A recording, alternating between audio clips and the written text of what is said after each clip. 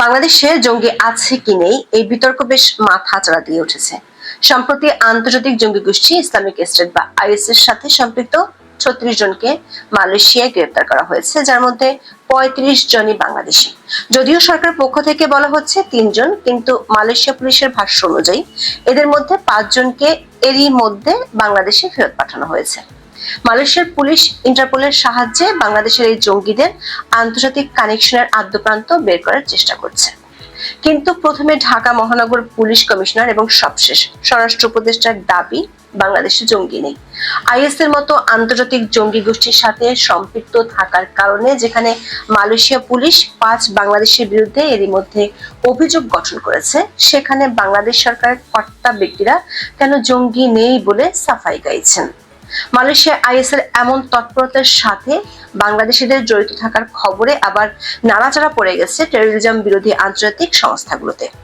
খুঁজে দেখা হচ্ছে গত কয়েক বছরে সিঙ্গাপুর, তুরস্ক ও পাক আফগানিস্তান সীমান্তে ধরা পড়া বাংলাদেশি জঙ্গিদের সাথে মালয়েশিয়ায় ধরা পড়া এই জঙ্গিদের সম্পর্ক আছে কিনা।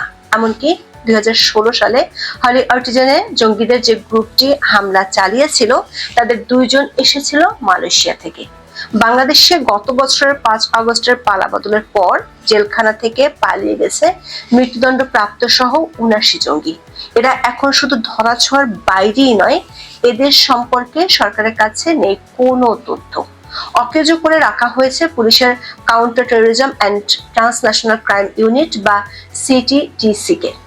অথচ মালয়েশিয়ার পুলিশ প্রধান খুব জোর দিয়ে বলেছেন ধরা পড়া বাংলাদেশিরা আইএস এর হয়ে বাংলাদেশ ও সিরিয়াতে জঙ্গি তৎপরতার জন্য অর্থ পাঠাতো। এমন পরিস্থিতিতে বাংলাদেশে আইএস এর যে তৎপরতা দেখা দিয়েছে সেটি কি শুধু অস্বীকারের মাধ্যমে সামাল দিবে অন্তর্বর্তী সরকার, নাকি জঙ্গি তৎপরতাকে ছিনতাইকারী বা প্রেসার গ্রুপ বলে চালিয়ে দিবে? বিস্তারিত জানতে চলুন যাওয়া যাক বিশ্লেষণে। মালয়েশিয়ার পুলিশ সম্প্রতি একটি বড় ধরনের অভিযান চালায়। সে অভিযানে মোট ৩৬ জনকে গ্রেপ্তার করে, যার মধ্যে ৩৫ জন বাংলাদেশি, বাকি একজন ইন্দোনেশিয়ান। যদিও প্রথমে বলা হয়েছিল সবাই বাংলাদেশি। মালয়েশিয়ান পুলিশ ও দেশটির গণমাধ্যমে প্রকাশিত খবর থেকে জানা গেছে তারা মালয়েশিয়াকে ইসলামিক স্টেট বা আইএস এর জন্য অর্থ তহবিল সংগ্রহ এবং সদস্য নিয়োগের একটি ঘাঁটি হিসেবে ব্যবহার করেছিল। তাদের সংগ্রহ করা অর্থ যেত দুটি দেশে, দেশ দুটি হলো সিরিয়া এবং Bangladesh. Malaysian inspector general of police তান শ্রী মোহাম্মদ খালিদ ইসমাইল জানিয়েছেন এই গ্রুপটির নাম গ্যারাকান মিলিটান্ট রেডিকাল বাংলাদেশ বা জিএমআরবি। এই গ্রুপটিকে বাংলাদেশি রেডিকাল মিলিটান্ট গ্রুপও বলা হয়। দর্শক, খেয়াল করে দেখুন সংগঠনটির নামের সাথে বাংলাদেশ যুক্ত। আইজিপি খালিদ ইসমাইল জানিয়েছে এই দলটি সিরিয়া ও বাংলাদেশে আইএস এর সেলগুলোর জন্য অর্থ পাঠাতো। এর অর্থ হলো মালয়েশিয়ান পুলিশ তদন্তে খুঁজে পেয়েছে আইএস এর একটি সেল বাংলাদেশে আছে। বাংলাদেশে এই গ্রুপটি সদস্যদের কাছ থেকে বার্ষিক ৫০০ মালয়েশিয়ান রিঙ্গিত সদস্যপদ ফি নিত। সংগৃহীত তহবিল ই ওয়ালেট অ্যাপ্লিকেশন এবং আন্তর্জাতিক মানি ট্রান্সফার সার্ভিস ব্যবহার করে বিদেশে পাঠানো হতো। কিন্তু মালয়েশিয়ান পুলিশ যেখানে বাংলাদেশিদের সাথে আন্তর্জাতিক জঙ্গি গোষ্ঠী, তাও আবার আইএস এর মতো সংগঠনের সাথে সম্পৃক্ততা খুঁজে পেয়েছে, সেখানে বাংলাদেশের অন্তর্বর্তী সরকারের কর্তা ব্যক্তিরা দেশটিতে জঙ্গি কিংবা জঙ্গিদের তৎপরতা আছে তা মানতেই নারাজ। মালয়েশিয়ার কঠোর পদক্ষেপের বিপরীতে আমরা বাংলাদেশে একেবারেই ভিন্ন চিত্র দেখতে পাচ্ছি। ঢাকার পুলিশ কমিশনার শেখ মোহাম্মদ সাজ্জাদ আলী গত ১ জুলাই এক সংবাদ সম্মেলনে চাঞ্চল্যকর মন্তব্য করেছেন। তার ভাষায়, বাংলাদেশে কোনো জঙ্গি নাই, বাংলাদেশে আছে ছিনতাইকারী। তিনি আরো বলেছেন, আওয়ামী লীগের সময় জঙ্গি নাটক সাজিয়ে ছেলেপেলেদের মারছে, কিসের জঙ্গি? ডিএমপি কমিশনার একথা অবশ্য মানতে নারাজ পুলিশের আইজিপি বাহারুল আলম। তিনি একই দিনে ডয়েচে ভেলেকে বলেছেন জঙ্গি নেই এই কথা বলা যাবে না। এরই মধ্যে মালয়েশিয়ান সরকার ৫ জনকে বাংলাদেশে পাঠিয়ে দিয়েছে, যদিও সরকারের পক্ষ থেকে ৩ জনের কথা বলা হচ্ছে। মালয়েশিয়ান পুলিশের তথ্য মতে ১৯ জুন প্রথম পাঠানো হয় একজনকে, এরপর ২৬ জুন এবং ৩রা জুলাই আরো ৪ জনকে পাঠানো হয়। বাংলাদেশের পররাষ্ট্র উপদেষ্টা তৌহিদ হোসেন বলেছেন মালয়েশিয়া যে জঙ্গিবাদের অভিযোগ করেছে সেটি তদন্তে বাংলাদেশ সাহায্য করবে। কিন্তু এর 2 দিন পর স্বরাষ্ট্র উপদেষ্টা জাহাঙ্গীর আলম চৌধুরী ডিএমপি কমিশনের সুরেই কথা বললেন। তিনি বাংলাদেশের জঙ্গিদের কোনো অস্তিত্ব দেখছেন না। তিনি দাবি করেছেন বাংলাদেশে যাদেরকে পাঠানো হয়েছে তারা জঙ্গি তৎপরতার সাথে জড়িত নয়, তাদের ভিসার মেয়াদ শেষ হয়ে যাওয়ায় তাদেরকে ফেরত পাঠিয়েছেন। কিন্তু মালয়েশিয়ান পুলিশ প্রধান স্পষ্ট করে বলেছেন যাদেরকে ফেরত পাঠানো হচ্ছে তাদের বিরুদ্ধে গুরুতর অভিযোগ নেই, কিন্তু তারা বাংলাদেশি রেডিক্যাল মিলিটেন্ট গ্রুপের সাথে জড়িত। যাদের সম্পর্কে গুরুতর অভিযোগ তাদের বিরুদ্ধে ইতিমধ্যে মালয়েশিয়াতে মামলা হয়েছে।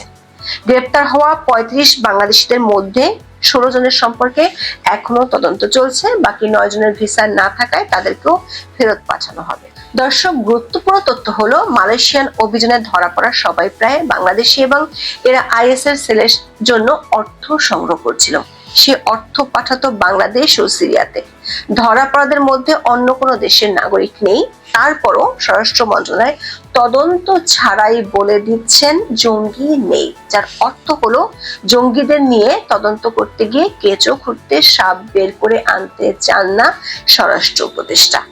আন্তর্জাতিক জঙ্গি গোষ্ঠী আইএস এর সম্পৃক্ততার কথা শুনে কি সরকার বিষয়টি ধামা চাপা দিতে চাইছে, নাকি জেল পলাতক 79 জঙ্গিকে আবার ধরতে হবে এই ভয়ে সরকার বিষয়টি অস্বীকার করছে? দর্শক, বাংলাদেশে 2016 সালের 1 জুলাই হলি আর্টিজান হামলায় 6 জঙ্গি মারা যায়। ওই ঘটনায় আইএস এর পক্ষ থেকে দায় স্বীকার করে বার্তা দেওয়া হয়েছিল। হামলাকারীদের ছবি ও ফুটেজ তাদের ওয়েবসাইটে প্রকাশ করা হয়েছিল। ওই 6 জঙ্গির মধ্যে 2 জঙ্গি এসেছিল মালয়েশিয়া থেকে, যাদের মধ্যে একজন ছিলেন নির্বাস ইসলাম। এই নির্বাস ইসলাম ঢাকার টার্কিশ হোপ স্কুল এবং নর্থ সাউথ বিশ্ববিদ্যালয়ে পড়াশোনা শেষে মালয়েশিয়ার মোনাশ বিশ্ববিদ্যালয়ে পড়ালেখা করেছিলেন। গুলশান হামলার 1 সপ্তাহ আগে তখন সে মালয়েশিয়া থেকে বাংলাদেশে এসেছিল। দর্শকের আগেও অনেকবার বাংলাদেশিদের বাইরের দেশ থেকে জঙ্গি তৎপরতার প্রমাণ আছে। হোলি আর্টিজানে হামলার বছরে সিঙ্গাপুরে 27 বাংলাদেশি গ্রেপ্তার হয়েছিল, যারা আইএস এবং আল কায়েদার সাথে জড়িত ছিল। আইএস এর ওয়েবসাইটে বিভিন্ন সময়ে সংগঠনটির বাংলাদেশের প্রধান কে তা নিয়ে পোস্ট দেওয়া হয়েছে।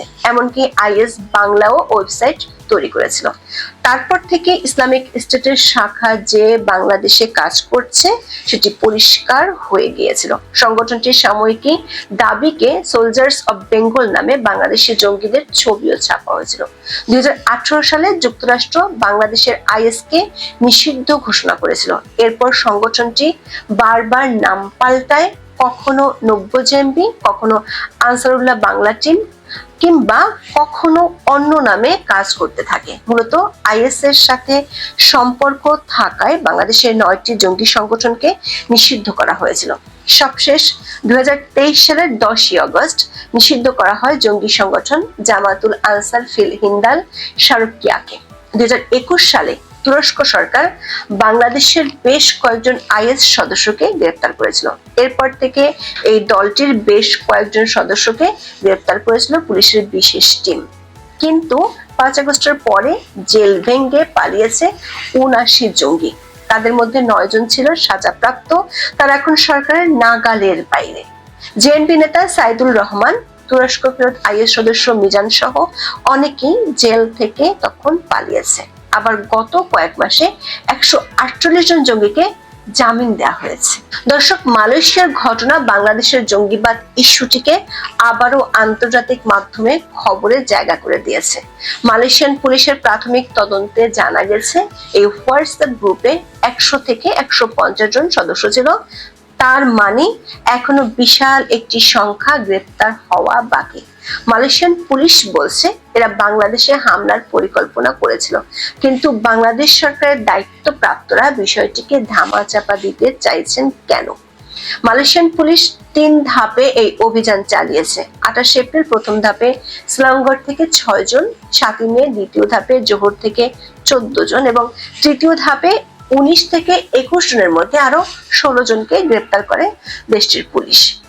ওই গোষ্ঠীটি 1 বছর ধরে তৎপরতা চালাচ্ছিল। এর অর্থ কি এসব জঙ্গিদের মধ্যে কি 1 বছর আগে বাংলাদেশের জেল পলাতক জঙ্গিরা আছে? দর্শক, 5ই আগস্ট রাজনৈতিক পট পরিবর্তনের পর নিষিদ্ধ ঘোষিত হিজবুত তাহরীর বিনা বাধায় ঢাকা সহ সারা দেশে পোস্টারিং, মিছিল ও শোডাউন করেছে। সেই বিশাল শোডাউনের পর সংগঠনটির কোনো নেতাকে গ্রেপ্তার করেনি পুলিশ। তাহলে নিষিদ্ধ সংগঠনটির নেতারা কোথায় হারিয়ে গেল? হলি আর্টিজানে নিহত 2 পুলিশ কর্মকর্তার স্মরণে গুলশান থানায় নির্মিত দীপ্ত শপথ ভাস্কর্যটি গুড়িয়ে দেওয়া হয় এবং সেখানে নিষিদ্ধ সংগঠন হিজবুত তাহরীর পোস্টার লাগানো হয়। এটি বর্তমান পরিস্থিতিতে জঙ্গিবাদ দমনের কার্যকারিতা নিয়ে প্রশ্ন তোলে। দৈনিক প্রথম আলোর এক খবরে বলা হয়েছে, গত 9 বছরে বাংলাদেশে বড় কোনো জঙ্গি হামলার ঘটনা ঘটেনি, যদিও ভেতরে সংগঠিত হওয়ার চেষ্টা ছিল। তবে গত বছর 5ই আগস্ট রাজনৈতিক পট পরিবর্তনের পর উগ্রবাদীদের উপর নজরদারিতে বড় ধরনের ঘাটতি তৈরি হয়েছে বলে বিভিন্ন সংস্থা এবং সিটিটিসি এর কর্মকর্তাদের অনেকে মনে করছেন। অনলাইন মাধ্যমে উগ্রবাদী কার্যক্রমের সাইবার পেট্রোলিংও আগের মতো নেই। এমন পরিস্থিতিতে আইএস হয়তো 2016 সাল থেকে যেমন মাথাচাড়া দিয়ে উঠেছিল তেমনি তৎপরতা শুরু করবে। সরকার হয়তো এদের কখনো মব, কখনো প্রেসার গ্রুপ হিসেবে চিহ্নিত করবে। কিন্তু এটি একটি অত্যন্ত গুরুতর এবং সংবেদনশীল বিষয়, যা সম্প্রতি আন্তর্জাতিক শিরোনামে এসেছে এবং বাংলাদেশের নিরাপত্তা ও ভাবমূর্তিকে প্রশ্নের মুখে ফেলেছে। মালয়েশিয়ার ঘটনাটি বিচ্ছিন্ন নয়, বরং এটি বাংলাদেশের নিরাপত্তা পরিস্থিতি, অভিবাসন নীতি এবং আন্তর্জাতিক সম্পর্কের উপর সুদূর প্রসারী প্রভাব ফেলতে পারে। এখন এ পর্যন্ত। সবাই ভালো থাকুন, সুস্থ থাকুন, নিরাপদে থাকুন। দেখা হবে আগামী পর্বে।